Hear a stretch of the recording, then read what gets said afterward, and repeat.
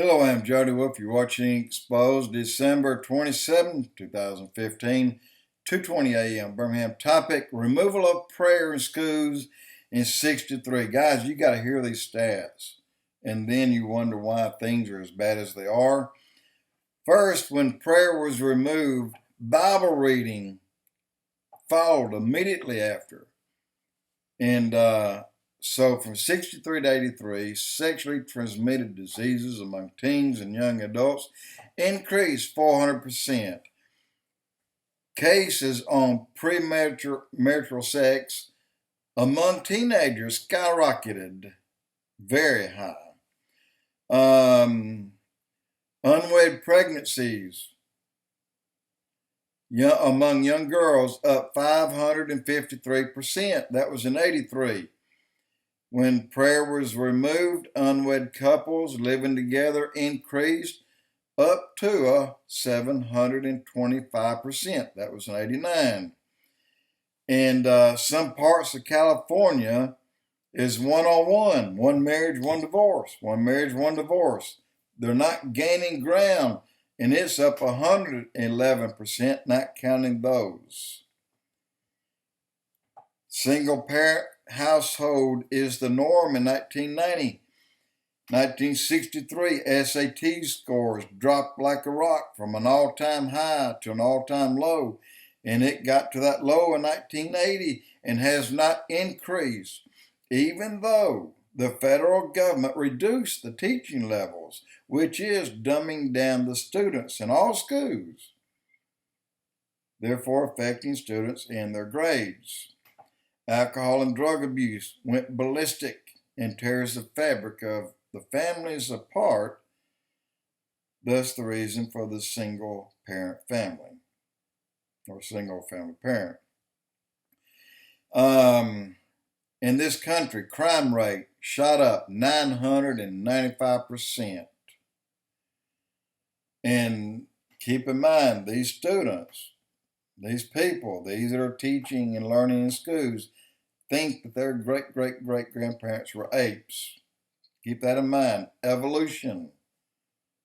We evolved from apes. They still believe it. They still teach it. So we wonder why things are this way. It's an atheist worldview and it's anti-God worldview is what it is. And this is why we're going in the direction we're going, because there is no longer a God. It is more ape-like, not God-like. So that's where we stand on that. And the stats clearly changed this country far, far for the worse. And the impact is going to last for a very, very long time, and it may never increase ever. So if you teach your students that they came from apes, then what makes you think that they'll grow up and be adults? You know, and why are some of them acting like apes today? Really? If you teach a child over and over there's no meaning to life, then why are you shocked when they take a life? If you teach them when they're young that there's no God, why do you think that they'll grow up and act the way they do when in their mind there's no God? They're not in a God-driven life. They're in an atheist-driven life, and you're not changing it. So one day, the country will see, by withholding the Word of God from God's children, that's you and me, then He will withhold from us our name that is written in the book of life. Now, let me say this. A child born without sin knows no sin. That child's name is in the book of life. It will be blotted out later if they go the way that they're being taught in schools and at home. Don't blame atheists for that, guys. The student wrote a letter to God. Dear God, why didn't you save the children, those who were killed in Washington State, in Oregon, California, Alaska, Colorado, New Mexico, Oklahoma, Arkansas, Mississippi, Georgia, and Tennessee, West Virginia, and Washington, D.C., Kentucky, and then above Canada on the Canadian border. Why didn't you save all these children that were killed? God wrote back, dear concerned student, he said, I am not allowed in your schools. Signed, God. Madeline O'Hare complained. She did not want prayer in schools. We said, okay, take out prayer. Someone complained we didn't want the 10 Commandments. Okay, stop the Bible reading. Dr. Spock said we shouldn't spank our children. We will warp their personalities and their self-esteem will be low and damaged. Okay, quit spanking your children. And someone told the teachers and principals, you shouldn't punish the children.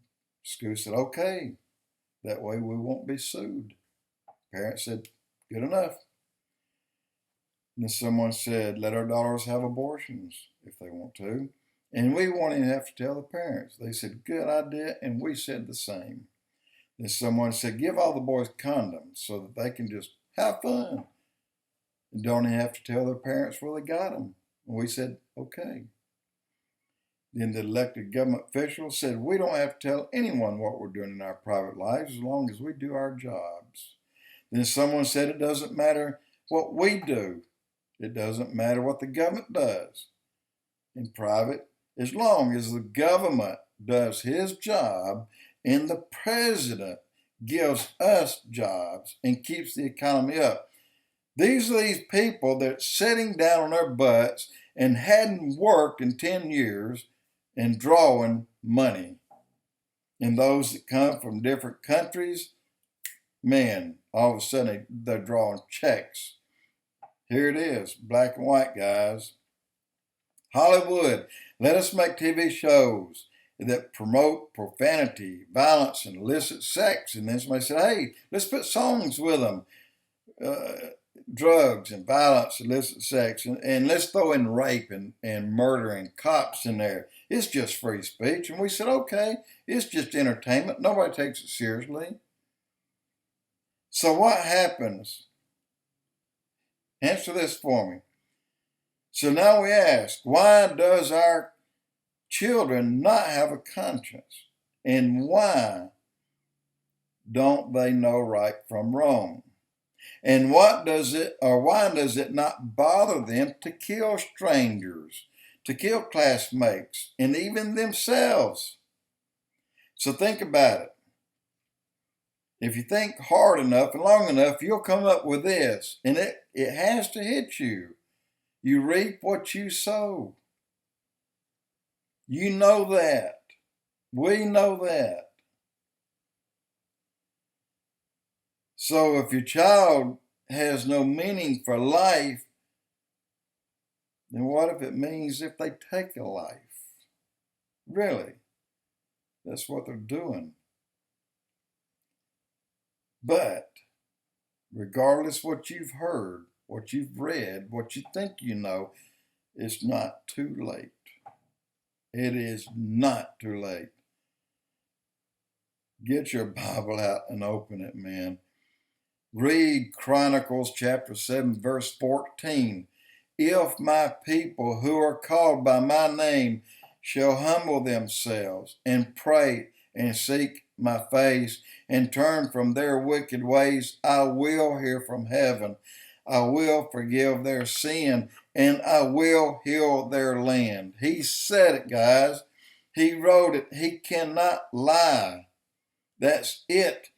And if you want to see what God said about removing prayer from schools, he wrote it down in advance of 2 Chronicles, or chapter 7. Romans chapter 1 is in detail.